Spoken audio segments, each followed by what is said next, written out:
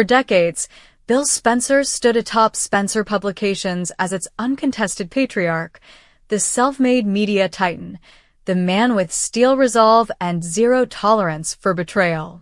Known as Dollar Bill, his every decision could rattle markets, shift power, and redraw the balance between Los Angeles's two great dynasties, the Spencers and the Forresters. But in a city where empires are built on image, revenge, and manipulation, even titans can be seduced, misled, or outplayed. And when Luna Nozawa entered the board, a young woman with a smile like glass and a mind wired for vengeance, Bill found himself cornered, not by force, but by persuasion so precise, it sliced beneath his armor before he ever saw the blade. Luna came with a mission: dismantle Steffy Forrester. She didn't crave fame or fortune. She wanted erosion of influence, of family, of legacy. Her vendetta burned cold and deep, carved by years of humiliation, secrets, and the slow unraveling of maternal truth she was never allowed to control. After surviving personal implosions at a near-fatal scandal at the shooting range and the twisted revelation of her true paternity, Luna had nothing left to lose and a dangerous understanding of how power worked in LA.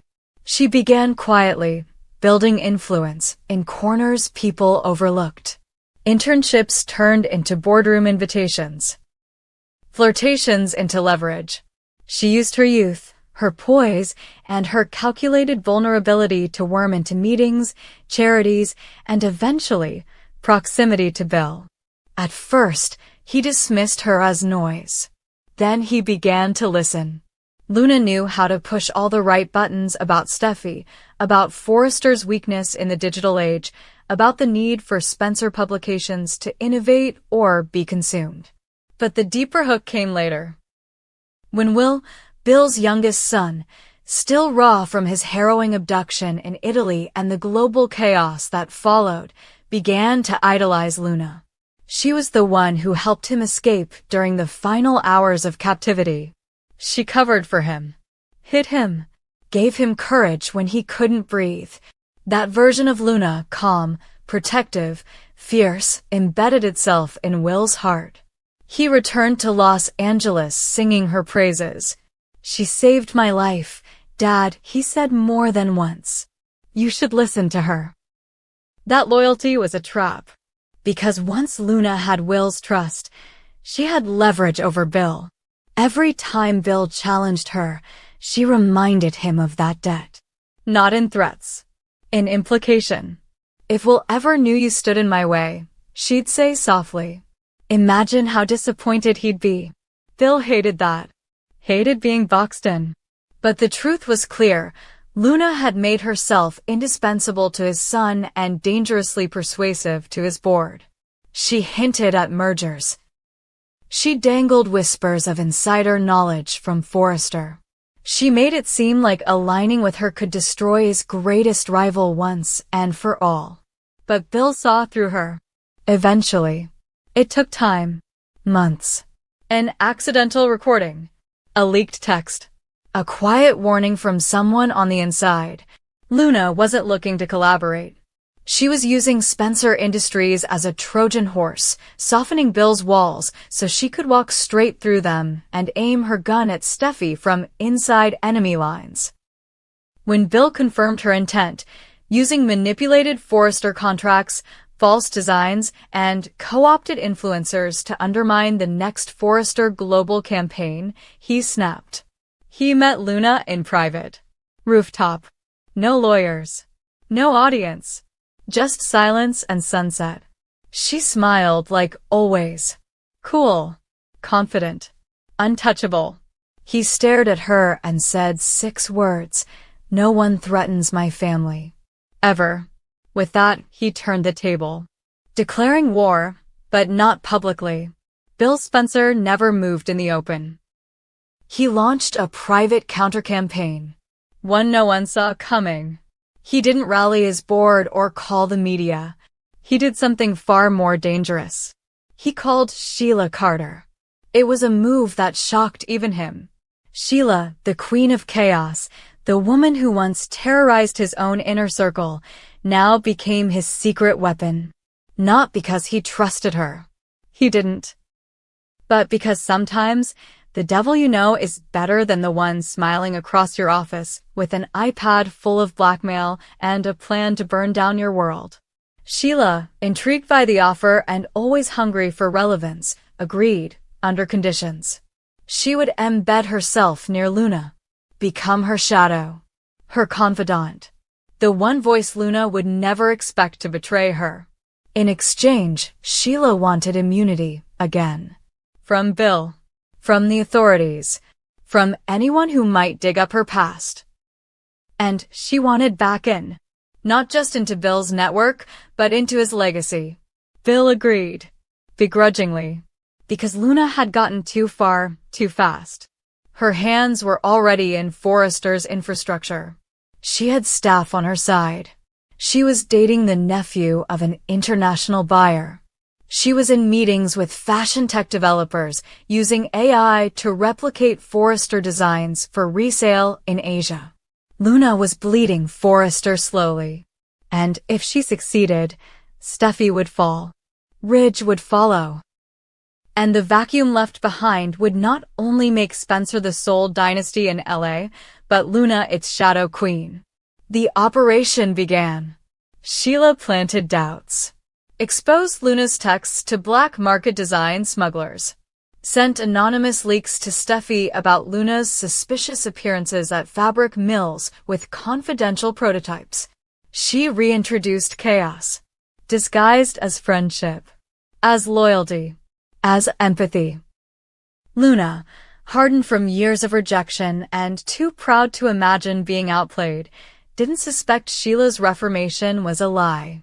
But the closer Sheila got, the more dangerous it became for everyone. Bill began losing sleep. His alliance with Sheila was a loaded gun with no safety. One wrong step, and his entire empire could collapse. Worse, Sheila began enjoying the proximity, the trust, the conversations. She lingered too long in his office. Showed up unannounced. Talked about when we ran things. She smiled too easily, laughed too hard. And Bill began to feel the cage tightening around him again. Then the tables turned. Luna found out. Not how, not when, but one day she showed up at Bill's office. Alone. No pitch deck. No smile. Just fury. I know about Sheila, she said. You chose her over me. You brought a rabid dog into this building and thought she could outsmart me. Bill didn't blink. She didn't have to outsmart you, he said. Just outlast you. Luna stared. Cold. For once, no words. I gave you a chance, he continued. You made it personal. You used my son. You threatened Steffy. That made it war. Luna walked out that day. Her campaign against Forrester halted. Her Forrester contacts dried up. Her modeling pipeline froze. Someone, probably Sheila, leaked her email correspondence with offshore shell companies, tanking her credibility with key buyers. But Luna didn't disappear. She regrouped. She pivoted. And somewhere in the silence of her retreat, she began building something new. Quietly. Precisely. Because while Bill thought he'd won, while Sheila gloated in the ashes, Luna rewired her plan. Not through corporate sabotage, but through succession. She wasn't trying to take Forrester anymore. She was trying to become it. And if Bill thought the game ended with one betrayal, he was wrong. It had just begun. Liam Spencer's diagnosis of terminal brain cancer strikes Los Angeles like a lightning bolt, searing through relationships, families, and empires. It begins with a routine checkup. A dull headache, a few dizzy spells. Liam shrugs it off, assuming stress, lack of sleep, or perhaps just another bout of anxiety. But the MRI doesn't lie. A mass. Aggressive. Inoperable. Late stage. The prognosis is brutal. A few months, maybe less. The medical team offers a barrage of options. Radiation, chemotherapy, clinical trials. But all of it comes at a cost: pain, loss of dignity, and most importantly, dragging his two daughters, Hope and Steffy, into a slow-motion nightmare. So Liam makes a decision. He refuses treatment, signs the waiver, declines radiation, declines chemo, no experimental cocktails, no surgeries, just time, however short, and clarity. He doesn't want his final days spent hooked to machines. He doesn't want Beth and Kelly to remember him as a shell. He doesn't want Hope or Steffy to watch him fade away in sterile rooms, waiting rooms, or recovery beds. The decision is quiet, personal, but in a city where nothing stays secret for long, the fallout is immediate and volcanic. Hope Logan is the first to hear. She walks into the room, still buzzing with wedding plans, flower arrangements, vows, a final fitting for her gown, only to find Liam sitting alone, staring out the window, a signed DNR on the table. Her world collapses. At first she thinks he's joking. Then she reads the document. Her knees buckle. "You're not doing this," she says. "You don't get to choose to leave." But Liam doesn't flinch. He speaks softly, like he's already gone. "I'm not dragging you through hell for the chance at an extra month," he says. "You deserve better than watching me die one appointment at a time." Hope cancels the wedding to Carter Walton the next morning. No press release. No statement.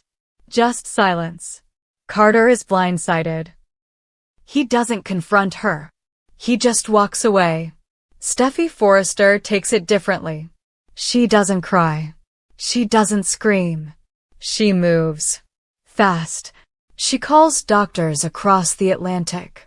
Experts in Zurich, in Barcelona, in Milan. She schedules consultations with regenerative medicine specialists, stem cell pioneers, any experimental oncologist willing to break the rules. She doesn't care about odds. She wants a fight. She refuses to watch the father of her child surrender without swinging. She corners Liam at the Cliff House. "You are not dying," she says. "You are not checking out while I'm still breathing." Liam listens. He says nothing, but the look in his eyes, the acceptance, is what shatters her most. Rich Forrester hears the news from Steffy. His reaction is twofold: terror and calculation. He's gutted for his daughter, for the children, for Liam, who has been part of the Forrester narrative for over a decade. But beneath the grief, another fear creeps in. With Fashion Week approaching and a global campaign built around a new Forrester Legacy line, Liam was meant to be the centerpiece. Not just as a brand ambassador, but as the face of the collection. Their iconic male figure, as the international partners described him. Contracts were signed. Billboards printed. Digital ads preloaded across 5 continents. Without Liam, the entire campaign could implode. But business aside, the personal weight bears heavier. Liam's death could fracture the Forrester-Spencer alliance, already strained from years of romantic entanglements, backdoor deals, and joint custody chaos. And then comes the bombshell that drops everything into crisis mode, the will. Unknown to most, Liam quietly updated his will after the diagnosis. He bequeaths nearly all his Spencer Industries shares, currently held in a complex trust, to Beth and Kelly. On the surface, it's touching. But practically, it's chaos. Both girls are underage. Both are now set to inherit major voting power in a billion-dollar company. Overnight, Spencer Industries risks control slipping into the hands of a guardian or court-appointed trustee. Worse still, the shares are structured in a way that ties them to residual Forrester stakeholdings, thanks to years of cross-investments, modeling contracts, and media rights deals between the families. This single act detonates boardrooms.